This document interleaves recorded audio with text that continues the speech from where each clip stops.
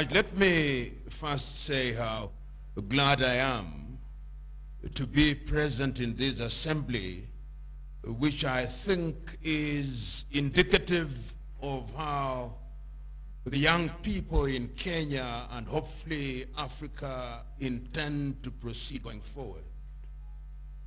But before I say anything, let me acknowledge my fellow platform guests, Jane, Susan, and Jay, with whom we, several years ago, you'll remember this was in the year 2001, when we moved across this country collecting the views of the people of Kenya to give unto ourselves a new constitutional dispensation, which culminated in the Bomas Conference, and ultimately we ended up with the WACO draft, then we ended up with no constitution, then we ended up with the 2000 clashes, then we ended up with the 2010 constitution, which in many ways was a ceasefire document. And I'm happy that we are here to talk about young people.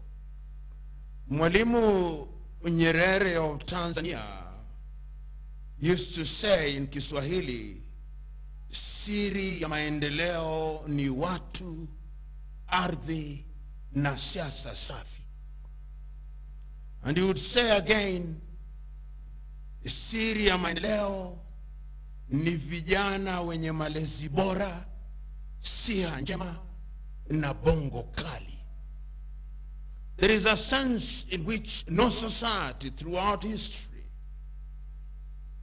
has realized her potential without her young men and women being in the forefront of development, whether it is political development or social development or economic development. And I keep on reminding young people across the continent to ask themselves, what was the age of those who are in the struggle for independence across the continent? They were youth within the definition of youth now. They were below 35. 90% of them. Below 35. Almost all of them when they started. In every country. Whether you are talking about Kenya, whether you are talking about Tanzania or Uganda or Democratic Republic of Congo or Ghana, they were below 35. And I was reminding a young man yesterday, do you know the age of the missionary normally called Henry Morton Stanley when he came here? He was 24 years. 24. And he sold the entire Democratic Republic of Congo, which is larger than Europe excluding Russia. He's the one who midwifed its passage to King Leopold of the Belgians. 24. Yet, in this country and many African countries, I remember at the university when I was a student leader, and I made a statement at that time when a leader, the late Okiki Amayo, had been appointed to be the chairman of the Kenya Youth Council. And I said, how can a 50-year-old be the chair of the youth when we are 23, 22 at that time? But that is the tragedy of many countries. But as Mzee has said, the reason why many of us feel pain is that we have lived in a country and in a continent where we keep on changing and improving the means, but we never improve the end. This is what we do. We started doing it in 1964. We had a constitution in 1964. 1963, our independence constitution, we said it was wrong. The country could only grow economically and politically if we did not have a prime minister, if we had a president. We changed our constitution 27 times between 1963 and 1969 until we had to reorganize the constitution and reissue it again in 1969. We promised ourselves, and I so very remember session of paper number 5 and number 10, we would have water in every household by the year 2000. That was our promise, by the year 2000. Right now, if you walk in Nairobi, you see jerrycans even in the center of the city. You don't need to go far. You just need to go to Marikiti. Here you find mikokoteni, hand-drawn carts in the 21st century. Hand-drawn. Yet the City Council bylaws say that we should not have hand-drawn carts in Nairobi. We have them moving from Marikiti to the market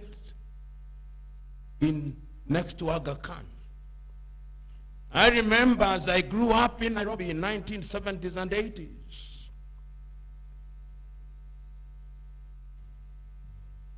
the city had garbage collection every Monday and every Wednesday and every Saturday. And I remember as young people singing Kamero na Kauti na Kagoroka Mwe. And they collected it. I remember free hot lunch being served here in Nairobi. I'm not talking about New York. I'm talking about Nairobi, Kenya. And the lunch was being made at the City Council kitchen next to Pumwani Maternity Hospital.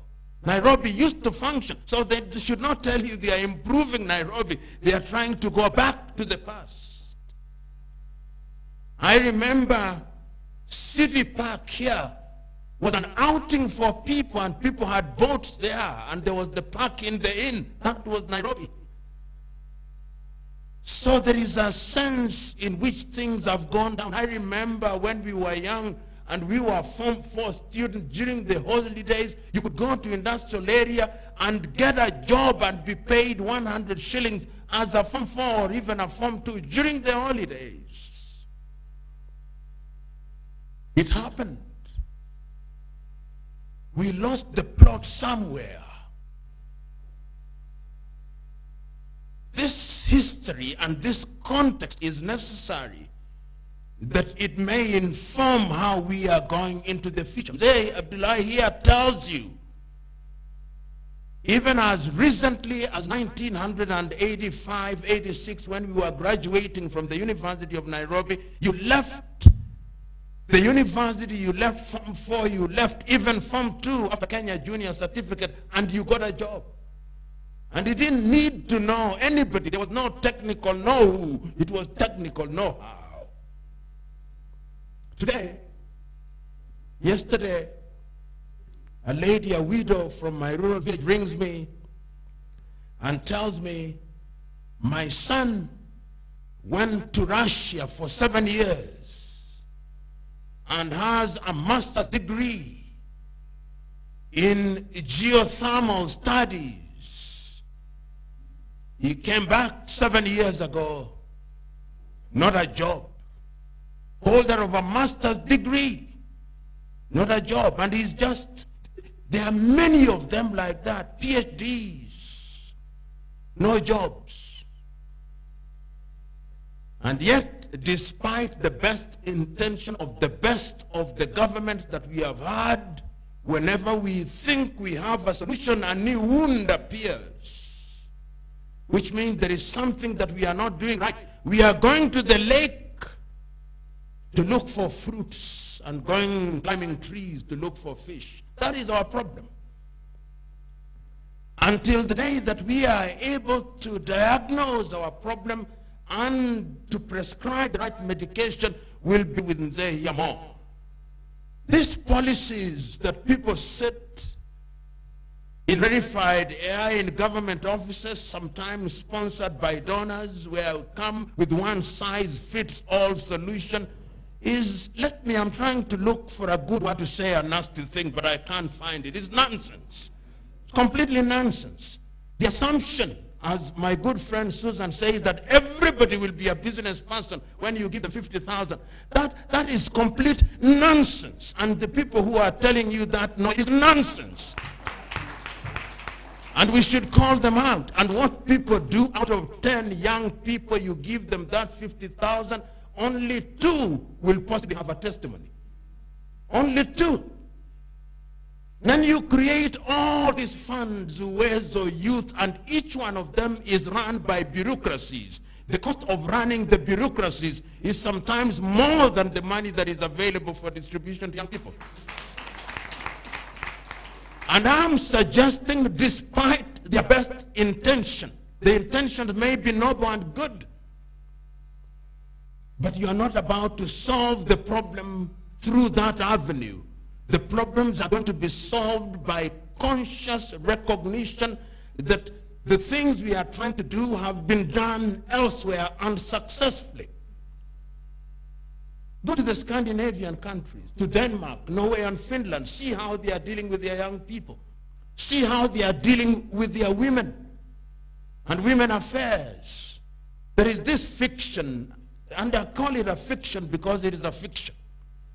The women have 10% allocated to them. That youth have 10% allocated to them. It is the same mandarins who take young men and young women and use them as fronts. But the truth is, they are the ones who are trading. So, that history notwithstanding, you must look to the future. And the future is you. Future is you must seek that which you want. Mtaka cha uvunguni, sharti ainame. We have become a country of praying and fasting. You know this nonsense that you see with these quacks who are misrepresenting Christ particularly. Christ is the most represented human being on earth, deity on earth.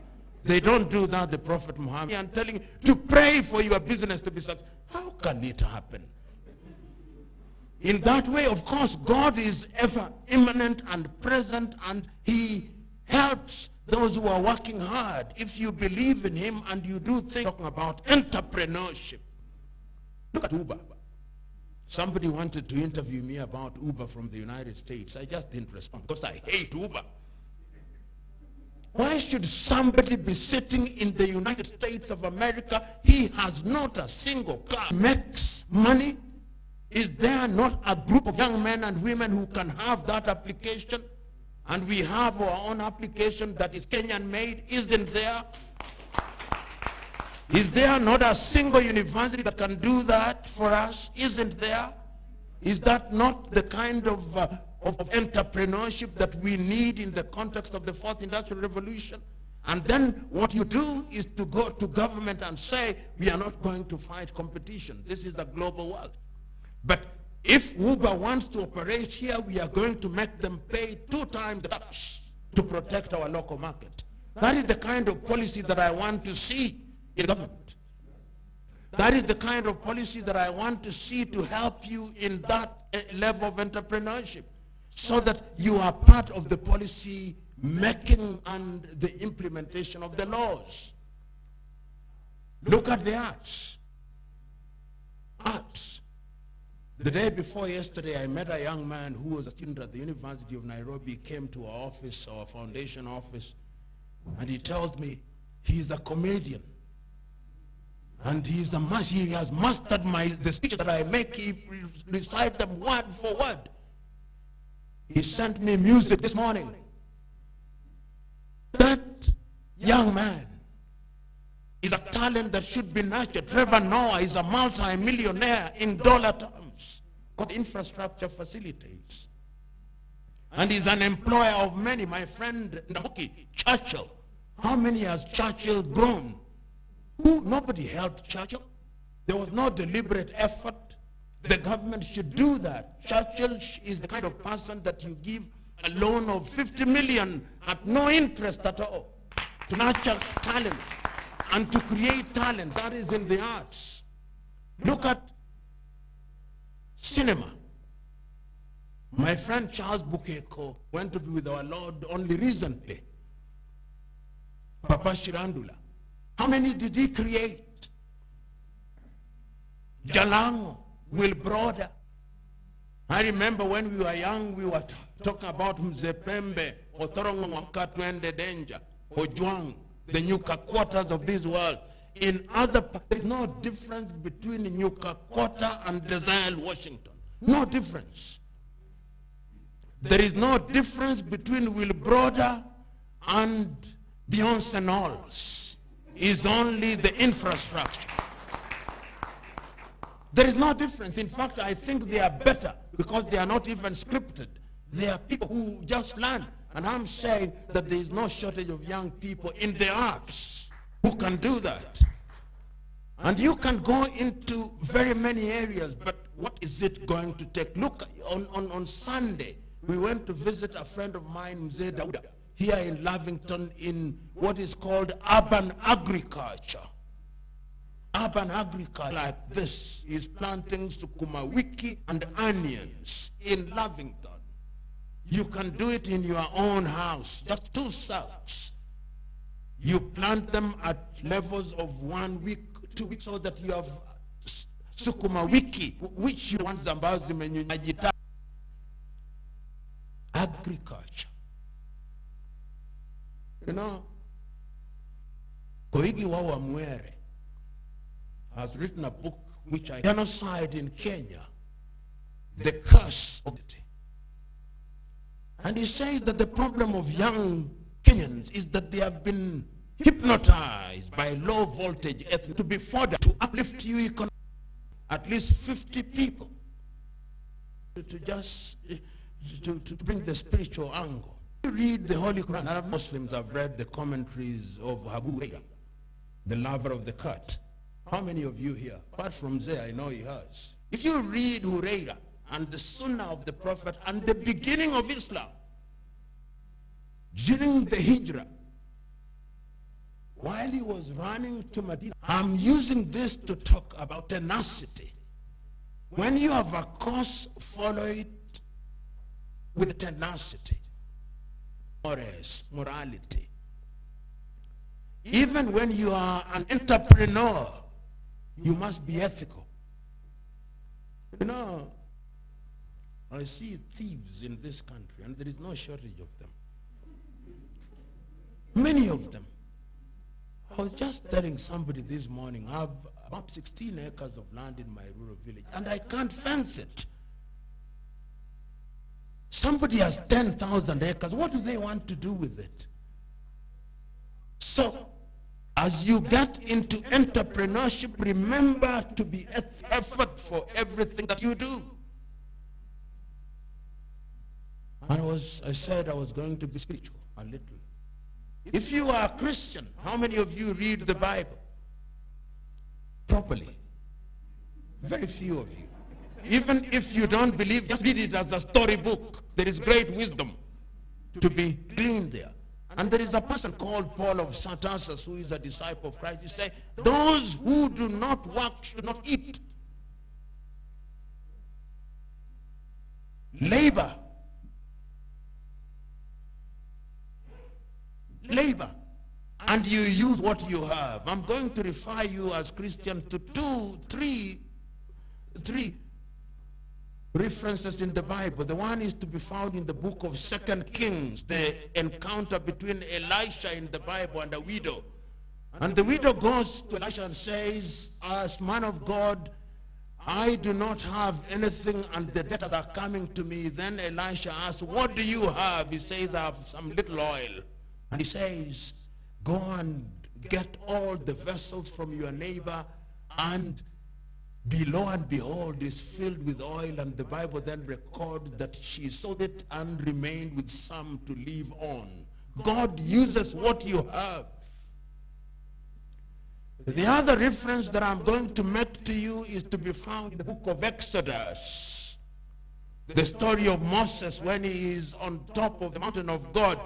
And he is a reluctant leader. God tells him, I want you to go and free my people in Israel. He says, but no, Lord, you know, I am a stammerer. I am not eloquent. Pick somebody else. Pick Aaron, my brother.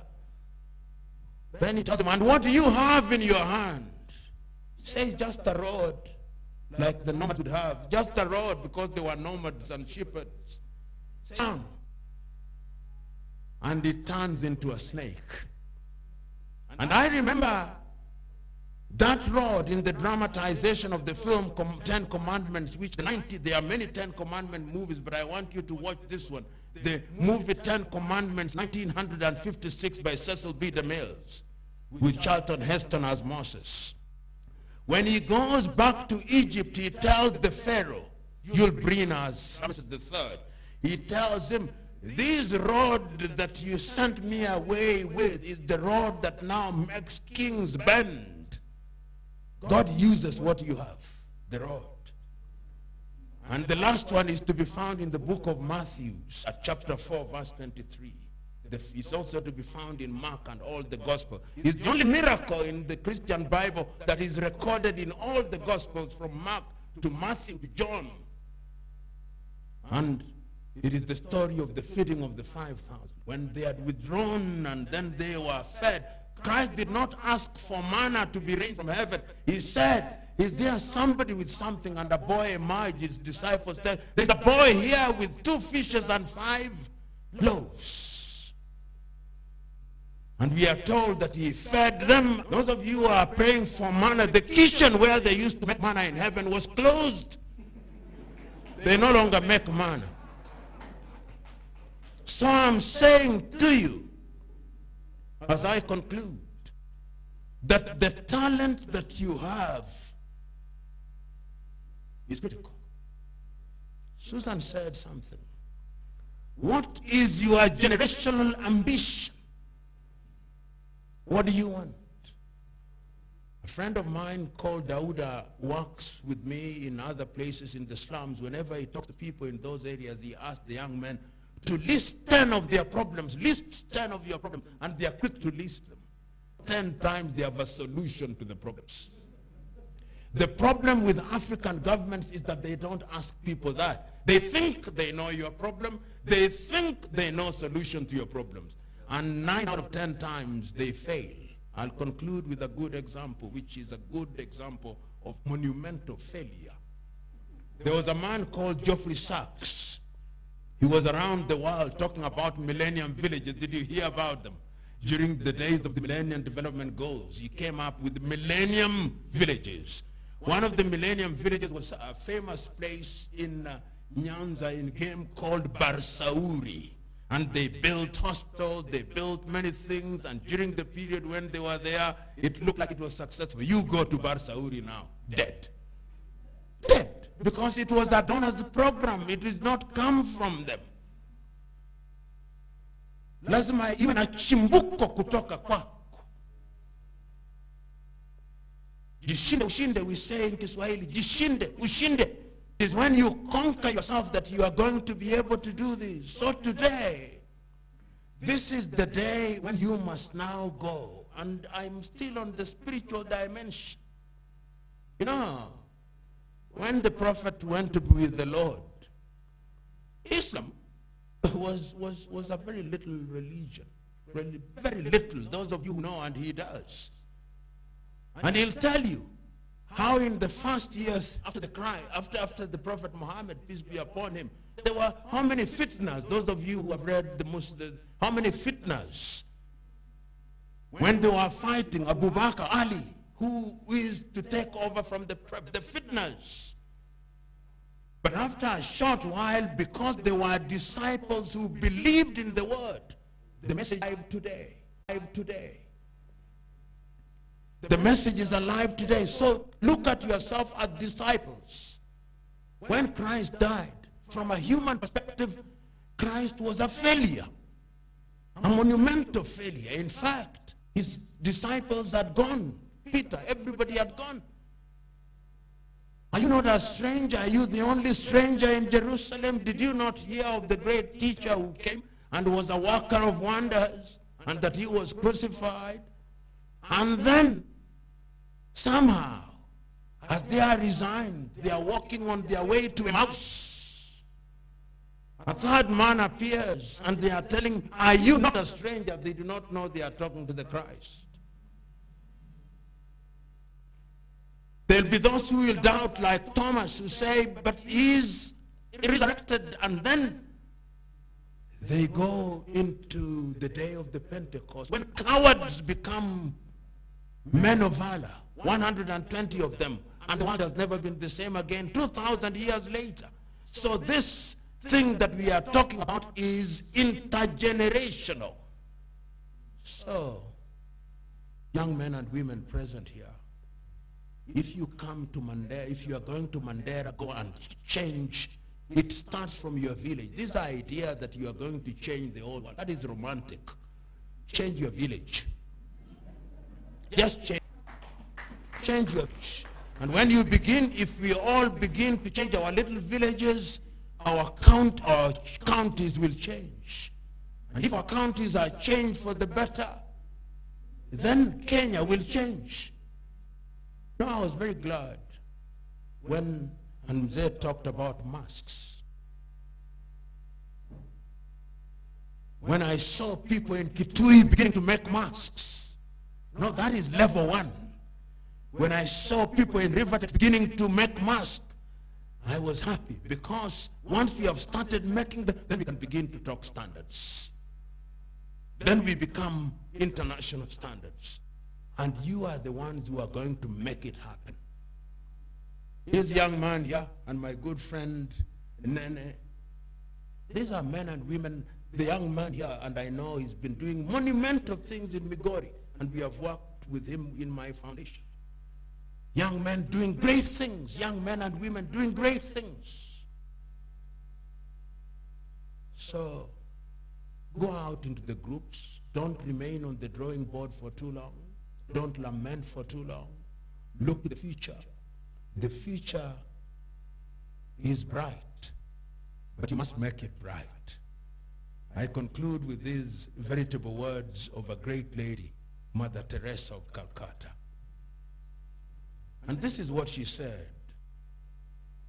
When you get into a room and you find it's all darkness, you have two options. To complain about the darkness, and the darkness will never leave. The other option is that you take a candle and light the candle and ask your neighbor to light the candles, and lo and behold, the darkness will be conquered. So today, light your candle. If it is the candle of agro-business, light it. If it is the candle of fattening animals in Kajiado and selling them in Dagoretti, light your candle. If it is the candle of coming up with an app so that we can have our own Uber, light that candle. If it is the candle of opening a hair salon and telling our ladies to stop wearing hair from dead women in Europe and America, please do so. But light your candle, and it shall be well with you. And if you want to be a leader, I want you to go out. And I'm beginning to talk about women's hair, particularly African women hair. Do you know that dead women's hair, which is imported into Africa, is worth 34 billion United States dollars, bigger than the economy of Rwanda, Burundi, and South Sudan combined? Hair. Who told you that your hair is bad? So light your candle. So ladies and gentlemen, it is my great pleasure to now charge you to go and do that which is good and right, to serve this country and to serve it in dedication. And anybody who appeals to your ethnic emotions, reject that person. The God is a God of diversity, and he loves diversity. The birds are blue, the birds are red, the birds are yellow, the birds are green, but they are not quarreling. How can it be that when we are making decisions, we think that people from our villages are the ones who will help us? When you want a driver, you look for a good driver. When you want a maid, you look for a good maid. When you want a teacher, you want a good teacher. When you want a doctor, you want a good doctor. But when you want a president or an MCA, you are looking for some nincompoop from your village. Stop it. Thank you.